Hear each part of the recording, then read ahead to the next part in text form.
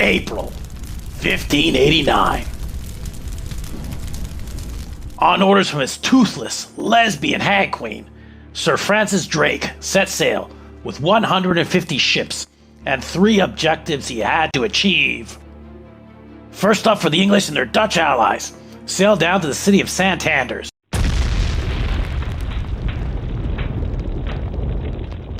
But for some inexplicable reason, they went the other way and attacked the town of Coronia instead, a move that would henceforth be known as Mistake Number 1.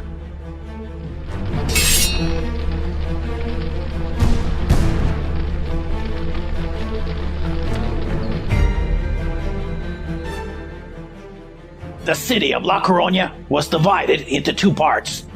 A central upper city surrounded by a medieval wall built in the 1300s, and a lower fishing village, undefended mainly except for a small fort.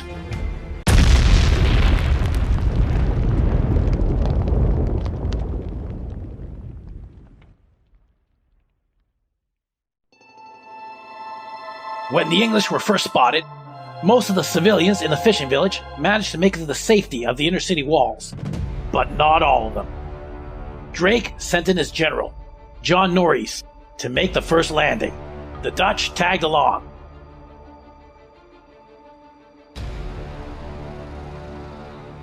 And Norreys managed to land about 8,000 troops, but most of them were inexperienced, and they didn't know the terrain.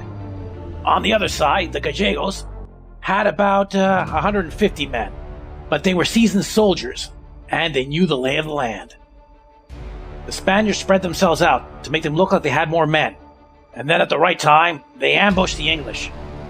Using hit-and-run tactics, they caused panic, and many thousands of the English ran back to the beaches, from an enemy that was only 53 times smaller than they were. This bought time for the city defenders to reach an ancient Roman lighthouse called the Tower of Hercules. And when the signal fire was lit, the entire region was warned.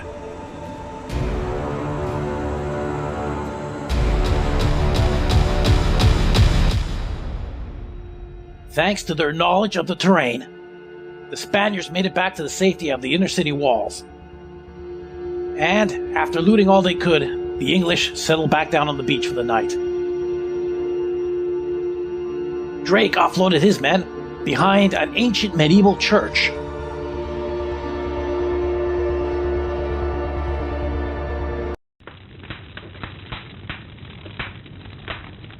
This church, believe it or not, happens to be the spot of one of the earliest recorded same-sex marriages. We're talking way back in 1901. Anyway, I'll leave a link in the description down below to a Wikipedia page.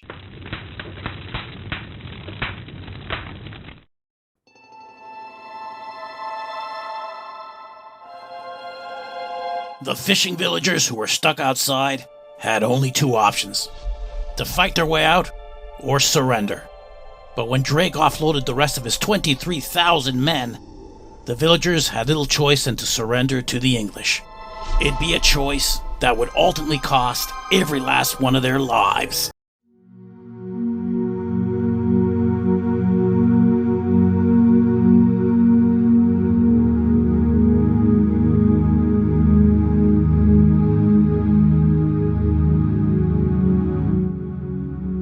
The following morning, the English wasted no time in trying to bring down the walls. But try as they may, the walls wouldn't budge. They really made things to last back in the 1300s. At any rate, the English kept at it for a while, until all hell broke loose.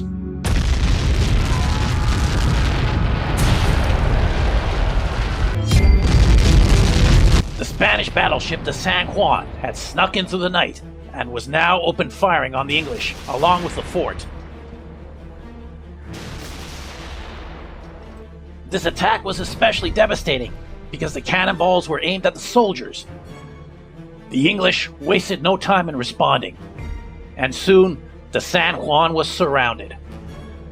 On the other side, the San Bartolome had also snuck in, and was now unleashing hell on the English in a coordinated attack. The battle in the bay was fierce and lasted for hours. But eventually, the San Juan was overrun.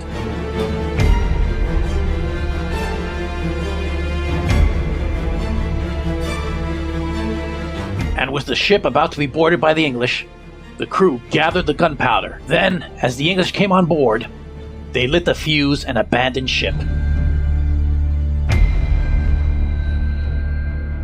14 Ingloids were killed, and a nearby English ship was severely damaged. The English then focused their attention on the fort, but to no avail.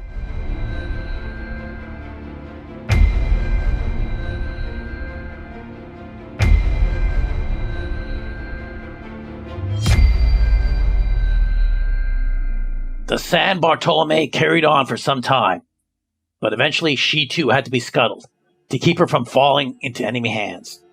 The English, however, suffered not just one, not just two, but 3 large ships sunk. This did not sit well with Drake. That night, Drake took his vengeance out on the fishing village. He had every last man, woman, and even child slaughtered. All the people in the inner city could do was look on from the wall in horror. So much for Protestant godliness. But from the other side of the bay, one man listened to the screams of innocent people being murdered and swore revenge. General Juan de Verla had snuck in through English lines during the night, and he would keep his promise.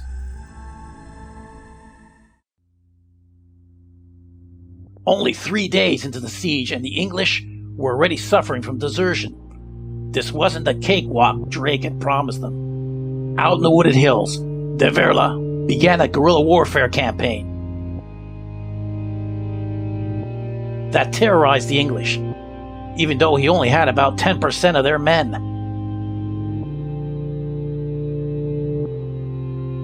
Meanwhile, back in the inner city, the entire population worked in shifts to defend the walls. Half of them slept, while the other half manned the guns and did all they could to keep the English at bay. And as the siege dragged on, Drake started wondering why it was having such little effect. There were no signs of shortages, and the town was defending as vigorously as ever.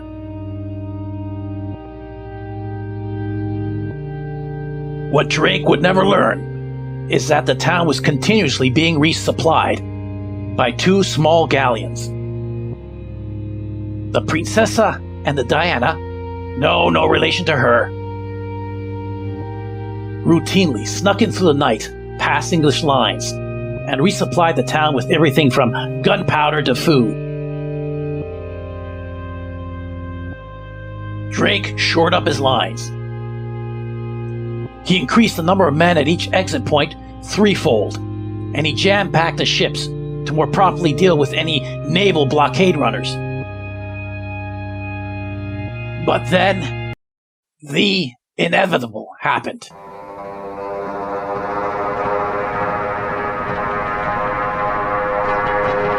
Plague broke out among the Ingloids, and this only exasperated the situation brought about by de Verla and his guerrilla warfare campaign. The English were in a mutinous mood. It was around this time as well when about 3,000 lousy Dutchmen started making their excuses and leaving for France and Holland. Typical.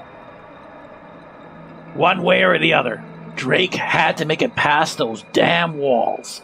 He couldn't let this drag on any longer. He had his engineers tunnel under a section of wall, and then he jam-packed it with powder.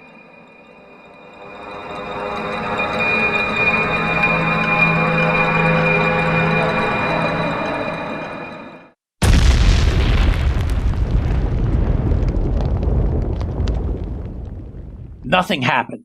The walls completely withstood the hit. Not one section or stone moved out of place. The laughter from the townspeople must have resonated in Drake's ears.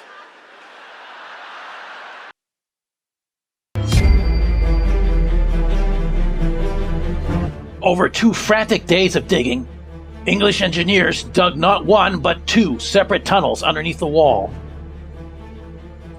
Then, with far more gunpowder than before, they lit the fuse.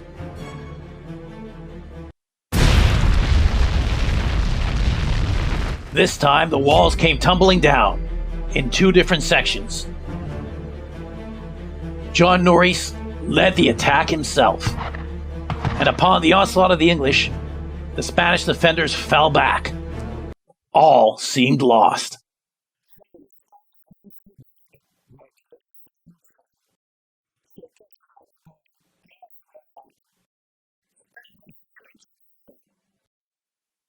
The first was named Maria Pita. She was the wife of the governor, and when he was killed in battle, she picked up a spear and shish kebabbed an Ingloid flag bearer who was coming up the wall. After that, she turned to her fellow townfolks and said, "Those of you with honor, follow me." And they sure as hell did. At the other breach in the wall, believe it or not, the defense was led by yet another woman. Her name was Inez de Benz. She was a shop owner, and she didn't get a statue for some reason. But in driving back the English, she still made her point. Thanks to these 2 women, the town folks rallied and sent the English packing straight out the wall and then some. Norreys had to run for his life.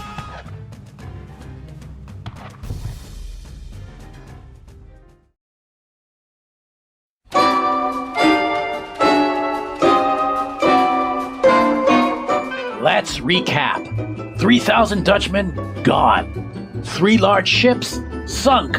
Disease running rampant all over the camps. Norreys beaten by women. Oh, and 1,500 Ingloids killed in action. English morale could not be any lower. And to make matters even worse, if that was even possible, word came in that a real Spanish army, including an entire division of Spanish Tracios, Europe's first professional gunpowder soldiers, who, in nearly 100 years had never lost a battle, were on their way to Coronia. No doubt they were on their way there to teach Drake and his merry band of pirates a thing or two about courtesy and love. But when Drake informed his men that they'd be lifting the siege, but still pressing on to Lisbon, about 1,000 of them in 10 ships deserted back to England, at which point they transmitted the plague back there.